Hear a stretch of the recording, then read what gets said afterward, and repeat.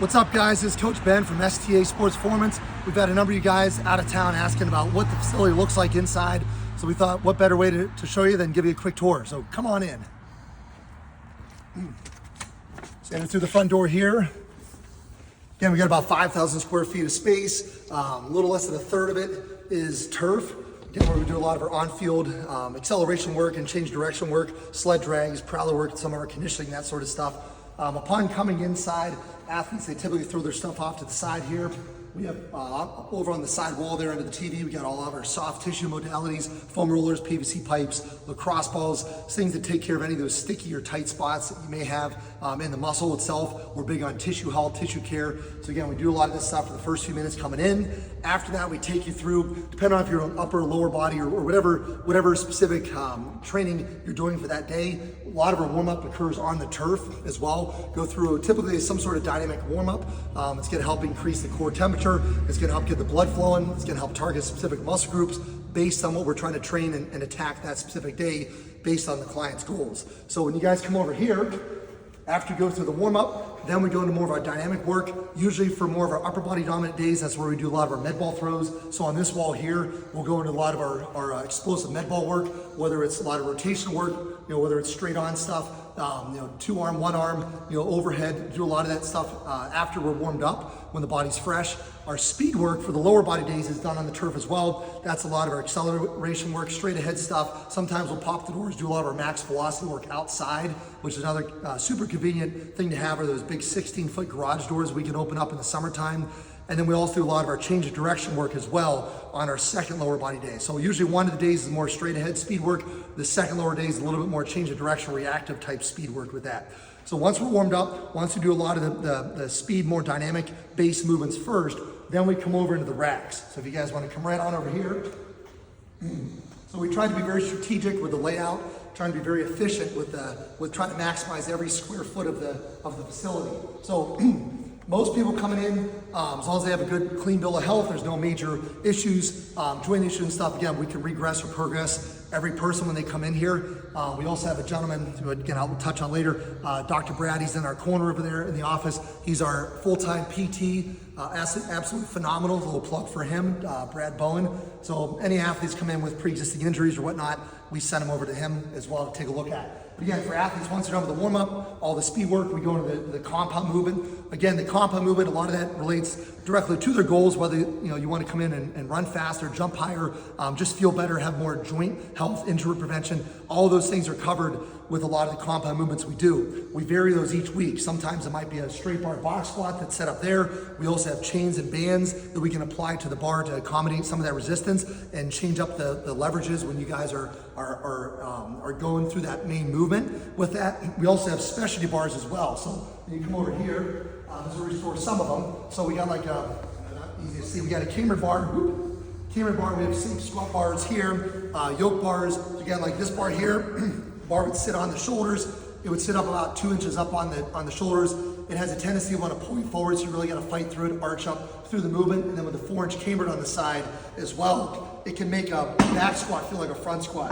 So again, a really nice bar that we utilize as well, just to train different components of the movement. So instead of using just a straight bar week by week by week, when you use different barbells, different specialty bars, it makes you more well-rounded.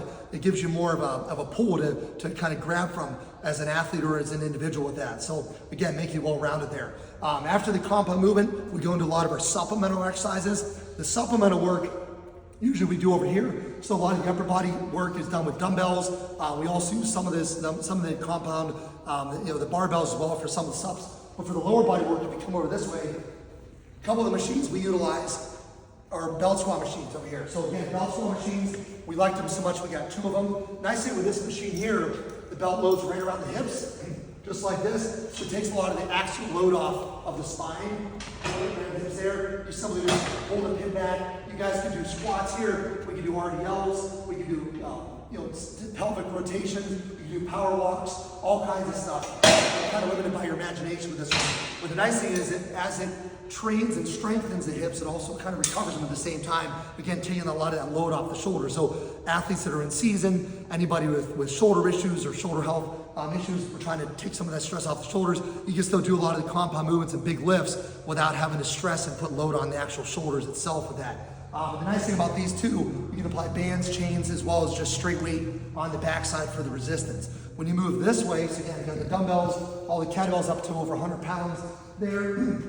We got reverse hypers. Again, another special tool when you're looking at overall health. So as individuals, whether it's some of our adults or athletes come in, as your total work volume starts to increase, you don't want to just keep adding more and more compressive based loading onto your body. Obviously, you're going to get stronger in the squats and the deadlifts and things of that nature. But again, if all your main lifts and accessories continue to ramp up as far as the compressive loading, you're going to have a point where there is a breaking point. So to help keep the body recovered and fresh, we try to balance out a lot of the compressive and decompressive movements. So as we're training and as our overall work volume does increase, we want to make sure we, again, become smarter than the weights. So having the right tools for the job is key.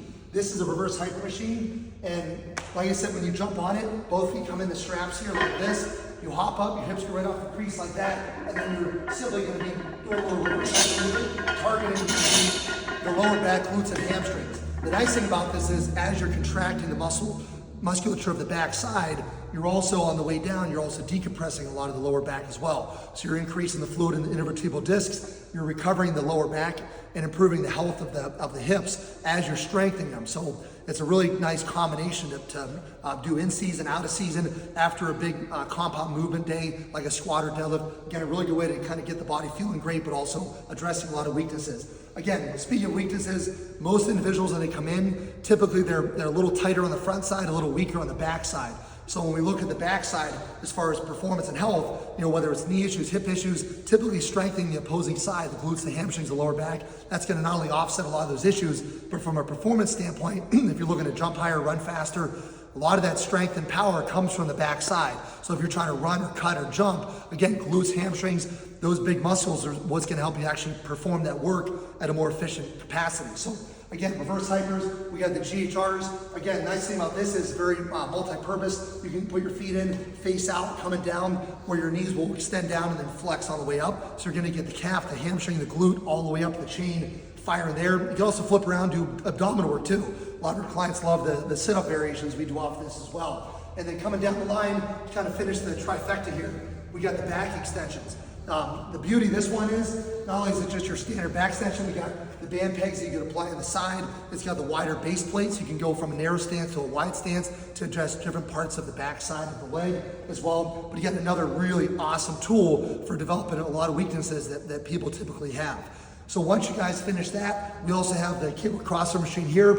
We ended up, based on a lot of the, not just the strong, some of the stronger adults, we have a lot of pro athletes that will come through the doors too. We did upgrade all of our weight stacks, another 50 to 100 pounds just to complement the need for that. So again, different attachments as well. So we're big on not just training the big musculatures of the upper back, but also grip strength. So as you notice, in addition to the regular bars here, we also have like the mag grips attachments. We got grenade ball attachments. Again, things that not only going to address the musculature like the arms, the upper back, but also the grip as well. So we do a lot of different variations there. And plus, it's fun to mix it up a little bit. Going from a seated row with a neutral grip to all of a sudden a seated row with like a wide grip, mag grip, or different handles in that as well with that. So it's all about variability when you're trying to attack different goals with that.